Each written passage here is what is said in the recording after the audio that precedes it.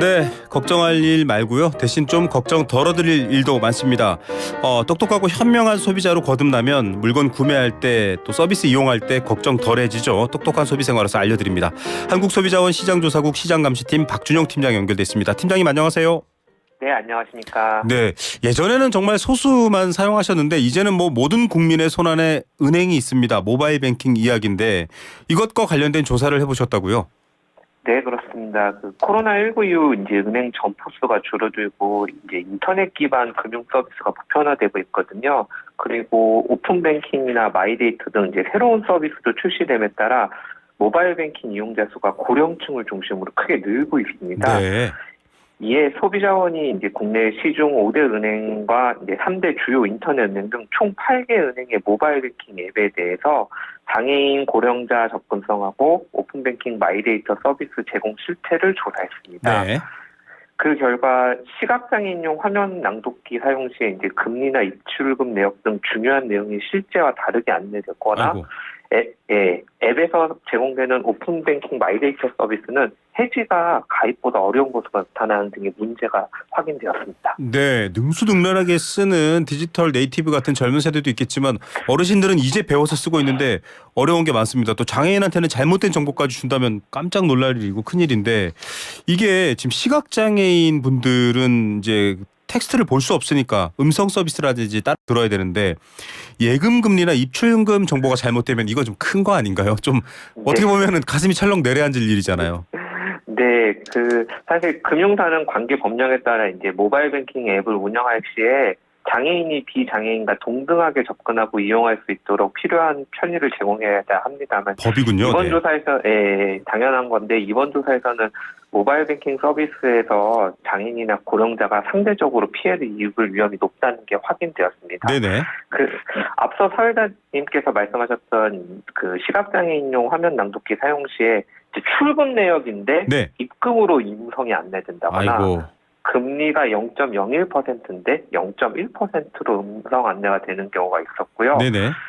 또 이제 동영상에 자막이나 수화가 제공되지 않아서 이제 청각 장애인이 이용하기 어려운 경우도 네. 있었고, 그다음에 이제 저희가 이제 글자 같은 텍스트랑 네네. 배경 이미지 등의 콘텐츠가 앱의 배경하고 명도 차이가 국가 표준 기준보다 이제 작아서 네. 노안이 심하거나 이제 저시력자는 내용을 좀 알아보기 힘든 경우도 있었습니다.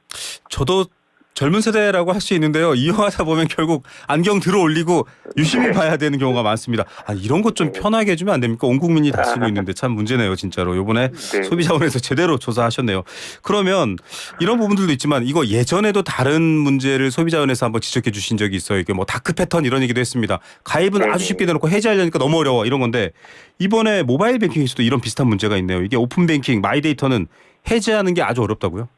네, 하나의 앱을 통해서 모든 은행의 거래 내역을 확인하고 이체가 가능한 오픈뱅킹 서비스와 네. 이제 개인의 금융 정보를 통합해서 관리할 수 있는 마이데이터 서비스는 이제 최근 이용자가 크게 늘고 있는데요. 그렇죠.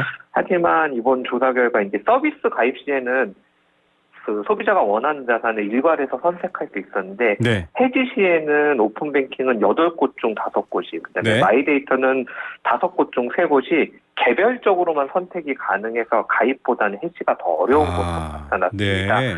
그리고 오픈뱅킹의 경우에는 8곳 중 6곳은 가입 시에 소비자가 등록을 원하지 않는 금융사의 약관에도 동의해야만 서비스 가입이 가능한 구조라서 개선이 반드시 필요했습니다. 예, 뭐 지금 만약에 어떤 S은행을 쓰시는 분들이 있다. 근데 내가 K은행, W은행 다 한꺼번에 볼 수 있습니다. 그 앱에서. 근데 이거는 빼야겠는데 내가 굳이 이 은행에 이 정보 제공하고 싶지 않은데라고 하는데 해지가 어려운 거죠. 이 정보가 사실 은행에게는 중요하기 때문이긴 한데 이렇게 불평등한 관계가 있으면 안 될 것 같습니다. 다른 문제들도 있었나요?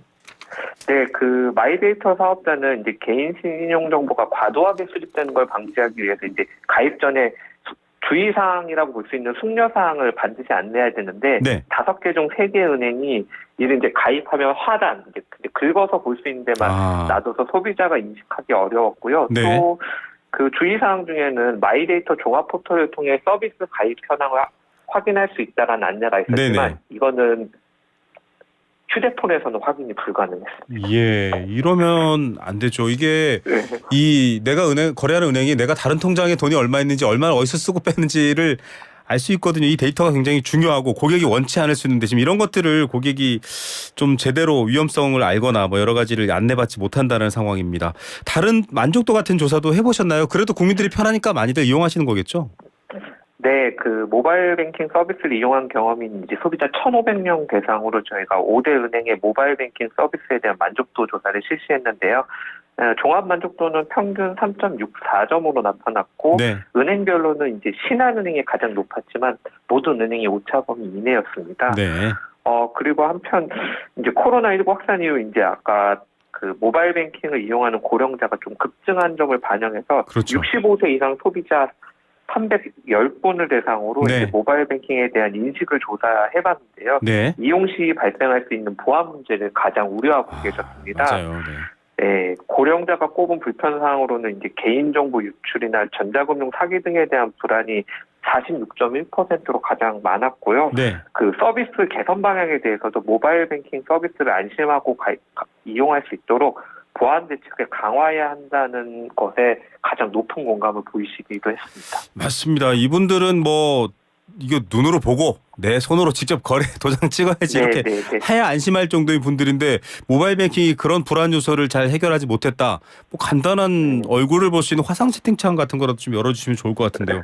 아무튼 뭐 이런 부분들에 대한 걱정도 고객 서비스를 이용해서 이윤을 추구하는 금융사 은행들은 잘 받아들여야 될 것 같습니다. 또 소비자원과 저희가 YTN 라디오 생생플러스가 계속 지켜보고 있겠습니다. 자, 그러면 또 개선 방향 의견 이제 말씀하셔야 될 것 같아요. 소비자원에서도 어떤 방식 얘기하고 계시나요? 네, 한국소비자원은 이제 이번 조사 결과를 이제 사업자랑 공유하면서 고령자, 장애인 같은 디지털 취약계층에 대한 모바일 뱅킹의 접근성을 좀 보다 강화해주고 네. 아까 말씀드렸던 오픈뱅킹이나 마이데이터 서비스 이용자 편의성을 좀 제고하고 특히 고객 신용정보 보호를 좀 강화할 것을 권고하였는데요. 네네.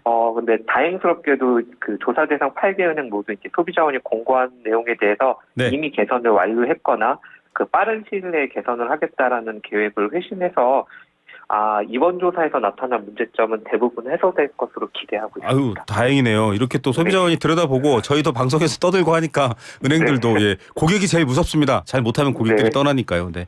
앞으로도 또 새해에도 계속 활약 부탁드리겠습니다. 오늘 말씀 잘 들었습니다. 네, 감사합니다. 네, 한국소비자원 시장조사국 시장감시팀 박준영 팀장이었습니다.